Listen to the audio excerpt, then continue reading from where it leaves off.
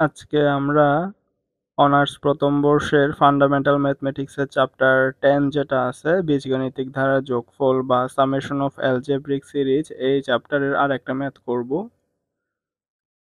তো আজকের ক্লাসে আমরা যে ম্যাথটা করব সেই ম্যাথটা আমরা এখানে লিখে রাখছি। আমাদের প্রশ্ন হচ্ছে এখানে আমাদের যে ধারাটা দেওয়া আছে সেই ধারাটার n পদ পর্যন্ত যোগফল নির্ণয় করো।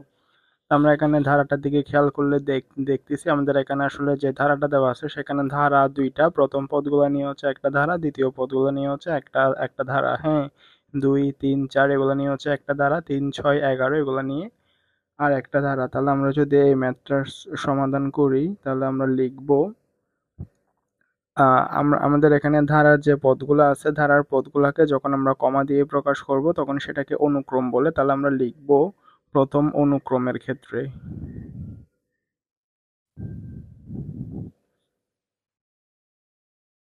প্রথম অনুক্রমের ক্ষেত্রে তাহলে আমরা যদি প্রথম অনুক্রমের ক্ষেত্রে অর্থাৎ এখানে যে ধারাটা দেওয়া আছে সেই ধারার প্রথম পদগুলোকে যদি কমা দিয়ে দিয়ে লিখি তাহলে আমরা জানি ধারার পদকে কমা দিয়ে দিয়ে লিখলে সেগুলো অনুক্রম হয়ে যায়। তাহলে আমরা লিখব প্রথম অনুক্রমের ক্ষেত্রে 2, 3, 4। হ্যাঁ, 3 থেকে 2 বাদ গেলে হচ্ছে 1, 4 থেকে 3 বাদ গেলে হচ্ছে 1, আবার 1 থেকে 1 বাদ গেলে হচ্ছে 0। আমরা এখানের মধ্যে এটাকে এরকম করে লিখতে পারি যে প্রথমটা হচ্ছে u1, পরেরটা হচ্ছে ডেল u1, এরপরেরটা হচ্ছে ডেল স্কোয়ার u1।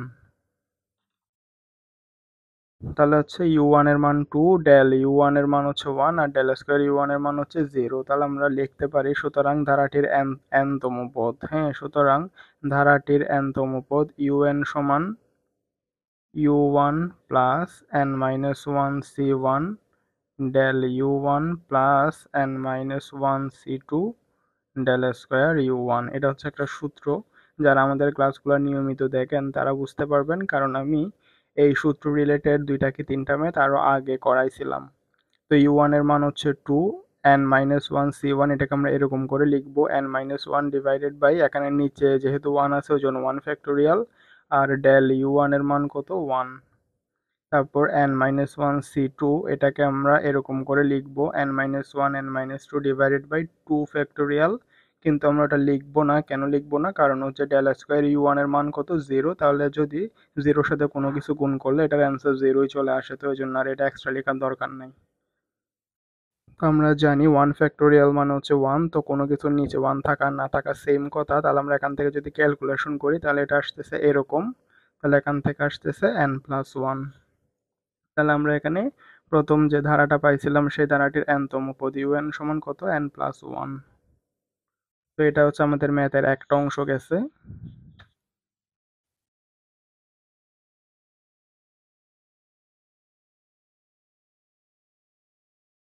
তো আমরা তো প্রথম অনুক্রমের জন্য বের করছিলাম, এখন আমরা দ্বিতীয় অনুক্রমের জন্য বের করব।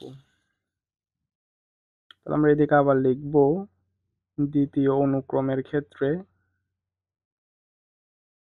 আমরা ওই ধারাটার সেকেন্ডে যে সংখ্যাগুলো ছিল আমরা তো প্রথম প্রথম অনুক্রমের জন্য বের করছিলাম 2, 3, 4 নিয়ে, এখন দ্বিতীয় অনুক্রমের জন্য বের করব 3, 6, 11।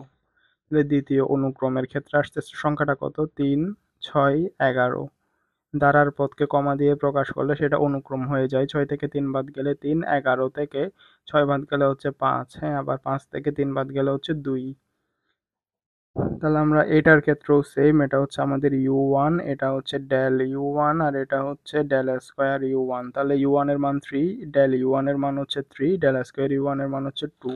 তাহলে দ্বিতীয় ধারাটির ক্ষেত্রে n তম পদ un সমান u1 plus n-1 c1 del u1 plus n-1 c2 del square u1। তো u1 এর জায়গায় তো আমরা বসাই দিব 3, n-1 c1 এটাকে আমরা এরকম করে লিখবো n-1 divided by 1 factorial into del u1 এর মান হচ্ছে 3, এটা n-1 c2 এটাকে এরকম করে লিখবো n-1 n-2, নিচে যেহেতু 2 আছে n-1 c2 তাহলে এর জন্য নিচে হবে 2 ফ্যাক্টোরিয়াল ডেল স্কোয়ার u1 এর মান হচ্ছে কত 2। তাহলে আমরা জানি 2 ফ্যাক্টোরিয়াল মান হচ্ছে 2, আর এদিকে একটা আছে 2, উপরে 2 আর নিচে 2 কাটাকাটি যাবে। তাহলে 3 প্লাস 3n মাইনাস 3, আর এখানে যদি ক্যালকুলেশন করি n square minus 2n minus n plus 2। তো এদিকে হচ্ছে মাইনাসে 3 আর প্লাসে 3 কাটাকাটি যাবে, এদিকে আসতেছে মাইনাস 3n প্লাসে 3n, তাহলে এদিক দিয়েও কাটাকাটি যাবে। তাহলে আমরা এখান থেকে পাচ্ছি কত, n স্কোয়ার প্লাস 2 বাকি আছে। তাহলে দ্বিতীয় অনুক্রমের ক্ষেত্রে আমরা n তম পদ un সমান কত পাইছি, n square plus 2।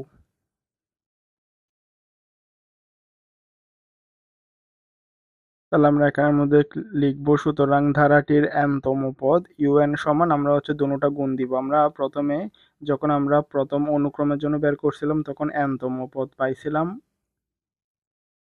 n plus 1, আর দ্বিতীয় ক্ষেত্রে পাইছিলাম n স্কোয়ার প্লাস 2। আমরা যখন এখানে ম্যাথটা করছিলাম তাহলে প্রথম ধারার ক্ষেত্রে n তম পদ পাইছিলাম un সমান n প্লাস 1, আর দ্বিতীয় ক্ষেত্রে যখন করছি তখন এটা আসতেছে n স্কোয়ার প্লাস 2।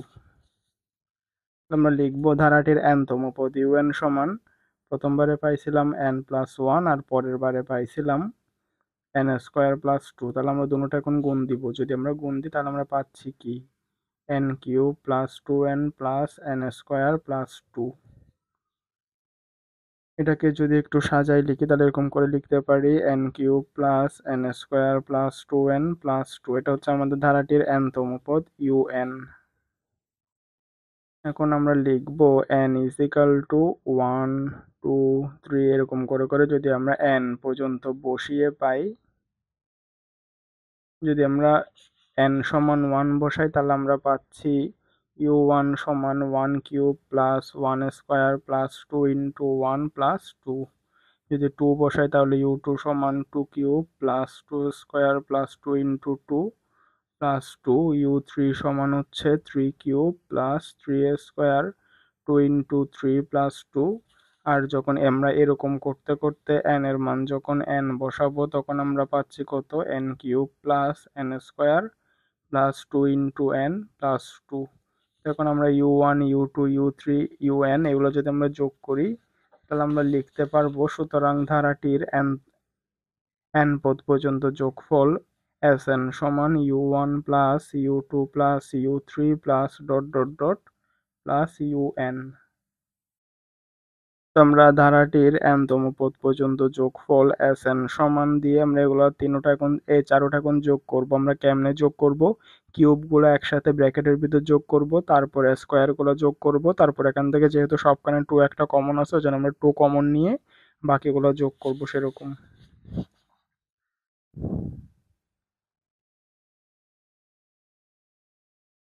তাহলে আমরা যখন প্রথমটা যোগ করব তাহলে এটা এরকম দাঁড়ায় 1 cube plus 2 cube plus 3 cube এরকম করে করে যেতে যেতে n কিউব। তারপর হচ্ছে আমরা স্কোয়ার যোগ করবো, আমরা এরকম লাইনে লাইনে যোগ করব। হ্যাঁ, প্রথমে 1 কিউব, তারপরে আপনার প্রথমে কিউব, তারপর হচ্ছে স্কোয়ার, তারপর হচ্ছে 2টা কমন নিয়ে এইগুলা। যদি স্কোয়ারটা যদি যোগ করি তাহলে হচ্ছে 1 square plus 2 square 3 square dot dot dot n square. যখন আমরা এখানে এই সংখ্যাগুলো নিয়ে ক্যালকুলেশন করব তখন হচ্ছে এখানে 2 into 1 plus 2 plus 3 plus dot dot dot এরকম করতে করতে n পর্যন্ত, তারপরে এদিকে লাস্টে দিয়ে আসতেছে একটা 2। হ্যাঁ, এটা এটা হচ্ছে এরকম 2 2 2 2 এরকম করতে করতে এটা 2টা n n পর্যন্ত যাবে। তো তারপরে আমরা এখানে কি দেখতেছি, আমরা এখানে দেখতেছি 1 cube plus 2 cube plus 3 cube plus এরকম করতে করতে n কিউব, অর্থাৎ n সংখ্যক স্বাভাবিক সংখ্যার ঘনের সমষ্টি হচ্ছে কত। আমাদের একটা সূত্র আছে, এই সূত্রগুলো আশা করি আমরা জানি। n সংখ্যক স্বাভাবিক সংখ্যার ঘনের সমষ্টি হচ্ছে n into n plus 1/2 whole square. তাহলে আমাদের এতটুকু পর্যন্তের অ্যান্সার হচ্ছে এটা। আর আর এগুলো কি, হ্যাঁ, 1 স্কোয়ার 2 স্কোয়ার 3 স্কোয়ার এরকম করতে করতে n স্কোয়ার। তাহলে হচ্ছে n সংখ্যক স্বাভাবিক সংখ্যার বর্গের সমষ্টি হচ্ছে n into n plus 1 2n plus 1 divided by 6, এটা একটা সূত্র। আর হচ্ছে এখানে 2টা তো বাইরে থাকবে, 1 2 3 এরকম করে করে যোগ করতে করতে n পর্যন্ত। তাহলে আমরা এই ক্ষেত্রে n সংখ্যক স্বাভাবিক সংখ্যার সমষ্টি হচ্ছে n ইন্টু n প্লাস 1/2। আর এটা এদিকে লাস্টে যেরকম আছে 2n, সেটা 2n থাকবে। হ্যাঁ, এখানে এই জিনিসগুলো একটু মাথায় রাখলে হয়ে যাবে। আমরা এখানে দেখতেছি এটা n সংখ্যক স্বাভাবিক সংখ্যার গণের সমষ্টি, n সংখ্যক স্বাভাবিক সংখ্যার বর্গের সমষ্টি। আর 2টাকে যদি আমরা হিসাবের বাইরে রাখি তাহলে আমরা এখানে ভিতরে যেটা আছে সেটা হচ্ছে আমাদের n সংখ্যক স্বাভাবিক সংখ্যার সমষ্টি। তাহলে n সংখ্যক স্বাভাবিক সংখ্যার গণের সমষ্টির সূত্র হচ্ছে n into n plus one by two whole square. n সংখ্যক স্বাভাবিক সংখ্যার বর্গের সমষ্টি হচ্ছে n into n plus one, 2n plus one divided by six. আর 2টা যদি বাইরে থাকে, অর্থাৎ আমরা যদি চিন্তা করি যে 2 নাই, তাহলে আমরা 2 যদি বাদ দিয়ে এখানে ভিতরে একটা হিসাব করি তাহলে হচ্ছে n সংখ্যক স্বাভাবিক সংখ্যার সমষ্টি n into n plus one by two. তো এখানে এটা উপরে 2 আর নিচের 2 কাটাকাটি যাবে।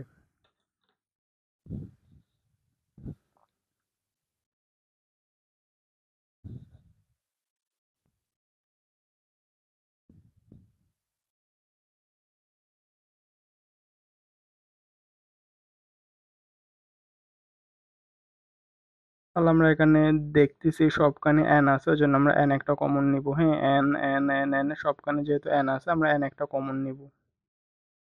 আমি আর এখানে ভিতরের ক্যালকুলেশনগুলো দেখাবো না, কারণ এটা হচ্ছে সিম্পল ক্যালকুলেশন। লসাগু নিলে আসবে 12, এগুলো আশা করি আমরা সবাই পারবো। 3 4 12, তাহলে হচ্ছে 3n into n square plus 2n plus one. আর এটা হচ্ছে 6 2 12, তাহলে 2 into 2n square plus 3n plus one. আর এটা হচ্ছে 12 যদি গুণ দিই তাহলে হচ্ছে n প্লাস থ্রি।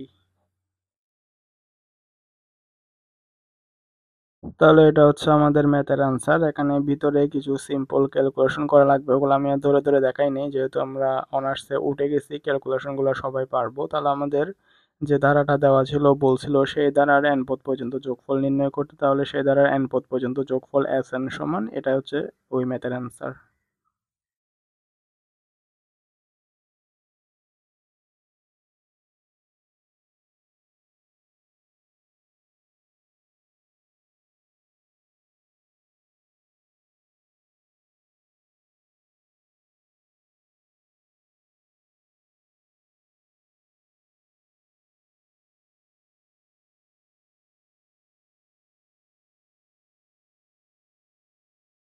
তাহলে এটা ছিল আমাদের আজকের ম্যাথ, যেখানে আমাদের একটা ধারা দিয়ে বলছিল এই ধারাটার এন পদ পর্যন্ত যোগফল নির্ণয় করতে। তো আমরা আহ বেশ কয়েক টাইপের এই যোগফল নির্ণয়ের ম্যাথ দেখাইছি। তো এটা হচ্ছে আর একটা টাইপের ম্যাথ, যেখানের মধ্যে আমাদের যে ধারাটা দেওয়া দেওয়া ছিল সেই ধারাটা যোগফল নির্ণয়ের জন্য আমাদের প্রথম অনুক্রম এবং দ্বিতীয় অনুক্রম নিয়ে কাজ করতে হবে।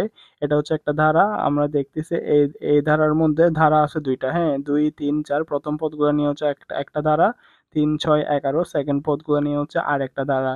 তো আমরা জানি ধারার পদগুলোকে যখন এরকম কমা দিয়ে প্রকাশ করে তাহলে সেটা অনুক্রম হয়ে যায়। তো আমরা এরকম প্রথম অনুক্রম নিছি, প্রথম অনুক্রম নিয়ে প্রথম অনুক্রমের n তম পদ বের করছি। তারপরে হচ্ছে আবার দ্বিতীয় অনুক্রম নিয়ে দ্বিতীয় অনুক্রমের ক্ষেত্রে n তম পদ বের করছি। বের করার পরে পুরা ধারাটার n তম পদ বের করছি, অর্থাৎ প্রথম অনুক্রম আর দ্বিতীয় অনুক্রমে যে দুইটা n তম পদ পাইছে সেগুলো গুণ করে দিছি। এখানে প্রথম অনুক্রম আর দ্বিতীয় অনুক্রমের n তম পদ গুণ করছি, গুণ করার পরে n এর জায়গায় 1 2 3 বসাই ক্যালকুলেশন করছি। ক্যালকুলেশন করার পরে আমাদের n তম প্রথম n সংখ্যক পদের সমষ্টি হচ্ছে এস এন সমান দিয়ে আমরা এখানে যে যে চারটা পাইছি ওগুলো যোগ করছি। যোগ করার পর আমরা এখানে n সংখ্যক স্বাভাবিক সংখ্যার ঘনের সমষ্টি আর বর্গের সমষ্টি আর n সংখ্যক স্বাভাবিক সংখ্যার সমষ্টি বসাইছি। বসাই ওই যে যে তিনটা সূত্র বলছিলাম করানোর সময় সেই তিনটা সূত্র বসাই ক্যালকুলেশন করে আমাদের ম্যাথের অ্যান্সার আসছে কত? আমাদের ম্যাথের অ্যান্সার আসছে এটা। আশা করি বুঝে আসছে, মোটামুটি সহজ ছিল এটা।